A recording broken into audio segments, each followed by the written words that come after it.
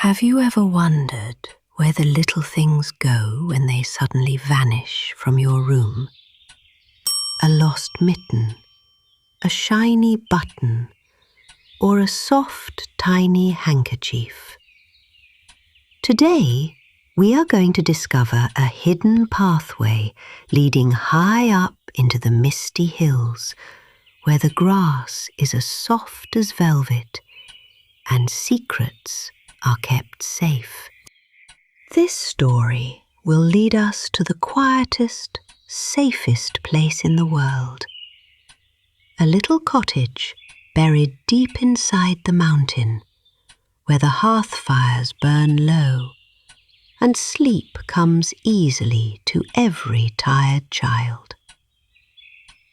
Together with a little girl named Lucie, we will find that even the smallest worries can be washed away, leaving nothing but peace, warmth, and beautiful dreams.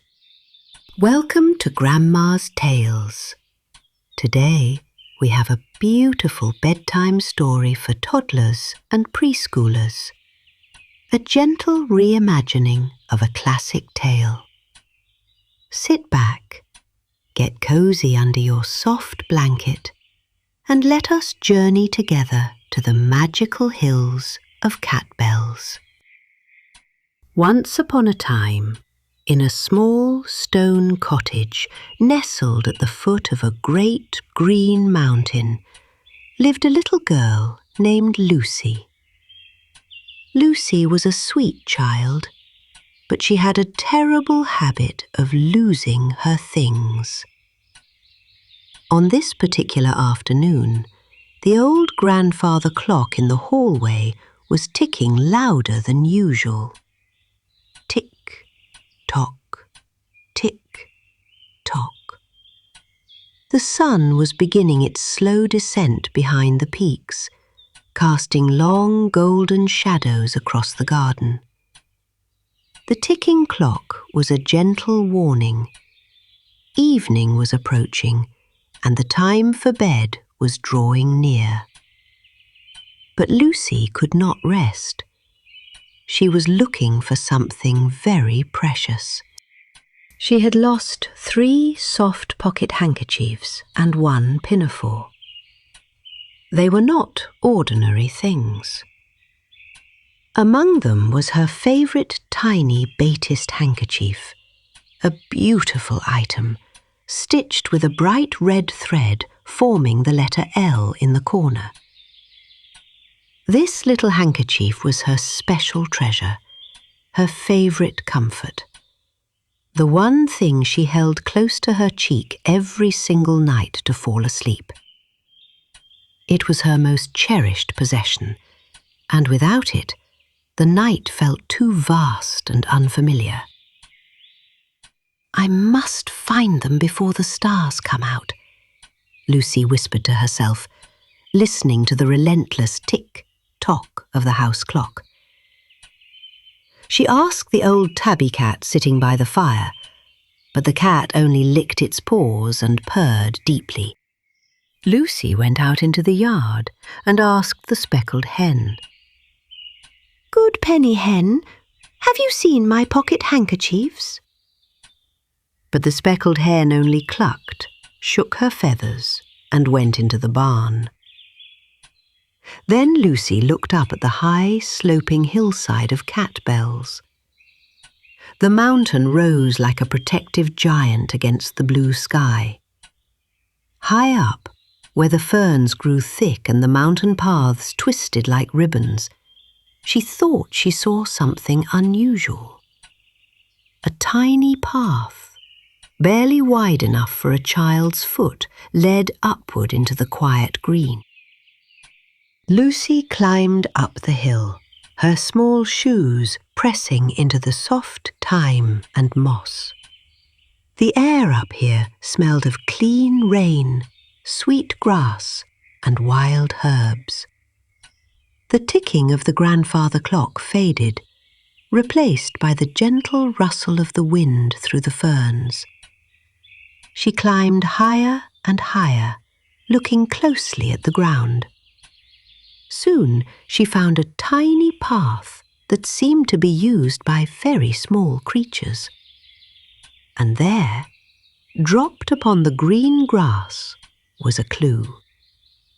It was not a handkerchief, but a tiny white woolen ball. No, it was a tiny bundle of laundry, neatly folded, though dropped by mistake. Lucie picked it up. It smelled wonderfully of lavender and fresh mountain water. "Someone is washing clothes up here," she thought, her heart filling with a gentle curiosity.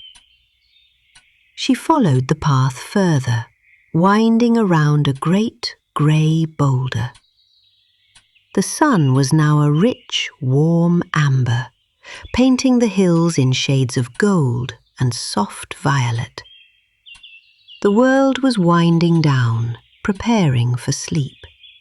Yet this little path seemed alive with a quiet, industrious mystery. Further up the path, where the grass gave way to a steep bank of red earth, Lucie heard a sound. It was a very small, very rhythmic sound.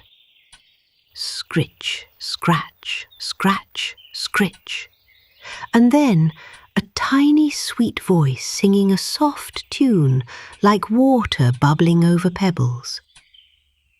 Lucie stopped, holding her breath, listening to the melody. It sounded like a song about soap, starch, and smooth white linen. The sound came from a small door set directly into the side of the grassy hill. The door was made of weathered oak wood, no bigger than a baking tray. Right next to it, a tiny window looked out over the valley, and from a miniature chimney made of a hollow stone, a thin, curly wisp of blue wood smoke drifted into the evening air. The smoke smelled comfortingly of burning birch twigs and clean starch. Lucie approached the door on tiptoe and knocked gently.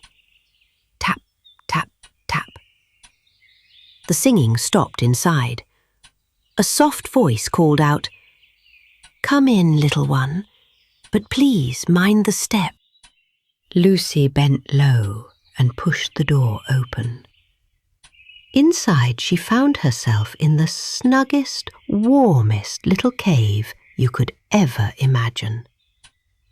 The ceiling was low, made of smooth earth and crisscrossed with ancient, polished tree roots. The floor was made of clean, flat flagstones. A bright, cheerful fire burned in a tiny iron stove, and on top of the stove sat a large, bubbling copper kettle, singing a song of steam. The air was filled with the rich, comforting scent of fresh ironed clothes and lavender water. Sitting on a three-legged stool by the hearth was the most extraordinary person. She was short and round, wearing a neat striped print gown with a snow-white apron over it. Her sleeves were rolled up over her plump pink arms. But what made Lucie blink in surprise was her hair. Instead of a cap, she wore a thick, dense coat of soft brown, prickly-looking things, like a brush, sticking out in every direction. Yet her face was completely clean-shaven, youthful and kind, with a twinkling black nose and bright, intelligent eyes that crinkled with warmth. "Good evening," Lucie said politely. "I am looking for my pocket handkerchiefs. Have you seen them?" The little person smiled, her nose twitching merrily. "Oh, yes, my dear. I know them well. My name is Mrs. Tiggy-Winkle, and I am the moss washer and clear starcher for all the woodland folk. I have been very busy today, for the night is coming, and everyone needs their clean clothes before they go to sleep. Mrs. Tiggy-Winkle reached into a large wicker basket filled to the brim with fluffy white bundles. She pulled out a small white piece of cloth and held it up to the warm light of the fire. Now let me see. Is this yours? No, this is a red woolen waistcoat belonging to Cock Robin. It needed a bit of mending around the buttons. She laid it down and took up a hot, heavy iron from the stove, smoothing the waistcoat with a satisfying hiss of steam. Lucie watched, fascinated, forgetting all her worries. The warmth of the room was making her feel wonderfully relaxed. Mrs. Tiggy-Winkle reached into the basket again. Ah, here is something else. She held up a tiny, delicate white handkerchief. In the corner, stitched beautifully with red thread, was the letter L. Lucie clapped her hands with joy. That is it! That is my precious little handkerchief, the one I always hold so tight when I dream. Indeed it is, Mrs. Tiggy-Winkle said kindly. I have washed it in the mountain spring and starched it with sweet clover. It is as fresh as a new daisy. She took the little handkerchief, placed it on her ironing board, and passed the warm iron over it. The scent of sweet lavender bloomed into the air, filling the cosy cave with a fragrance that made Lucie's eyelids feel heavy and peaceful. And what about my other handkerchiefs? And my pinafore? Lucie asked, stepping closer to the wicker basket. Mrs. Tiggy-Winkle chuckled, a sound like dry leaves rustling. Let us look, my dear. Here is a pair of tiny, soft yellow stockings. No, those belong to Sally Henny-Penny. She walks through the mud so much they require a great deal of scrubbing. She ironed the yellow stockings and folded them into a neat, perfect square. Then Mrs. Tiggy-Winkle pulled out a long, thin piece of green silk. This belongs to Dame Toad. She lives in the damp grass and likes her scarf to be very glossy. Lucie smiled, imagining a toad wearing a shiny green scarf. The little laundry woman was so careful, so precise. Every animal, no matter how small, received her full attention and care. It was a beautiful, quiet world of helpfulness. Finally, from the very bottom of the basket, Mrs. Tiggy-Winkle produced 2 more white pocket handkerchiefs and a lovely little pinafore. Here they are, Lucie, clean and bright, without a single spot left on them. She ironed the pinafore until it was smooth and crisp, then handed the neat stack of clothes to the little girl. The clothes felt wonderfully warm against Lucie's hands, like a fresh blanket straight from the sun. Thank you, Mrs. Tiggy-Winkle, Lucie said, holding her beloved handkerchief close to her cheek. But who washes the rest of the clothes for the forest? Mrs. Tiggy-Winkle grinned, her bright eyes shining. Oh, I wash for everyone. The squirrels, the moles, the rabbits, and even the little field mice. Look here. These are tiny grey jackets belonging to the young mice. They are always losing their buttons in the brambles. The fire in the stove began to settle into a deep, glowing red. Outside the tiny window, the golden light had turned into a soft, deep twilight blue. The first silver star was twinkling just above the peak of Cat Bells. The mountain was quiet, wrapping itself in a blanket of evening mist. It was time for Lucie to return home, to her own warm bed, where her mother would be waiting. Mrs. Tiggy-Winkle tied her white apron securely, picked up her large wicker basket and said, "Come, little Lucie, I must deliver these clothes before the moon rises high, and you must get back to your cottage." They stepped out of the cosy cave into the cool, fresh evening air. Mrs. Tiggy-Winkle locked her small oak door with a tiny silver key, putting it safely into her pocket. Together they walked down the winding path.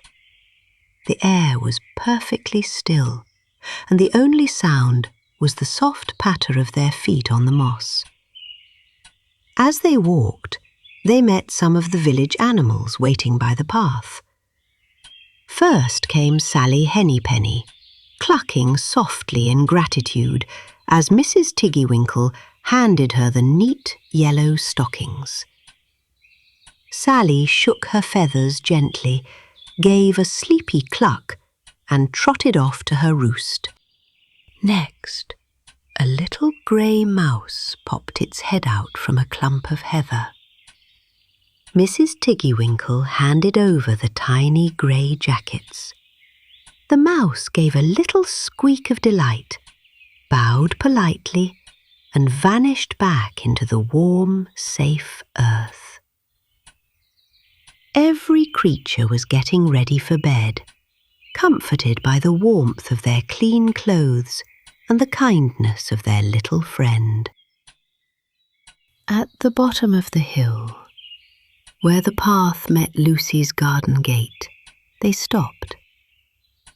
The lights from Lucie's cottage windows cast a warm, welcoming glow onto the grass. Inside, the grandfather clock was still ticking, but now it sounded peaceful, like a gentle heartbeat. Tick, tock, sleep tight. Lucie turned around to say a final thank you to the wonderful little washerwoman. But as she looked, something magical happened. Mrs. Tiggy-Winkle was no longer wearing her striped gown or her white apron. She was running up the path, lighter and faster than before. Her tiny stature seemed to blend beautifully with the shadows of the ferns. And underneath her clothes, why, she was a beautiful, completely natural hedgehog, a little creature of the wild woods, running home to her own cosy nest beneath the roots of the ancient trees. Lucie smiled, not feeling afraid or lonely at all, but rather deeply comforted. She realized that the world was full of small, hidden helpers, creatures that looked after the beauty of nature and the comfort of others. She held her warm, lavender-scented, cherished handkerchief tight against her chest and walked through the garden gate into the safety of her home. Lucie learned something very beautiful that evening. She learned that everything has its place, and that care, kindness, and hard work make the world a soft and safe place to live. She never lost her handkerchiefs again, keeping them safe just like Mrs. Tiggy-Winkle kept the secrets of the mountain. And every time she smelled the sweet scent of lavender, she remembered the cosy cave, the bubbling copper kettle, and the gentle little hedgehog who brought comfort to the whole forest. Now the stars are shining brightly over Cat Bells. The mountain is fast asleep, and so are all the little mice, the robins, and the rabbits in their warm burrows.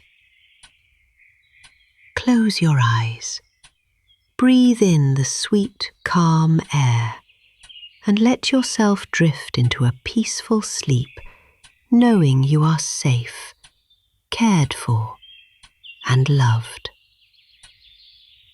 Good night, little one. Thank you for listening to Grandma's Tales. May your dreams be filled with warm fires, sweet lavender, and gentle adventures. For more audiobooks for preschoolers or 3-year-olds, stay on our channel. And don't forget to subscribe for more quiet bedtime stories. Sleep well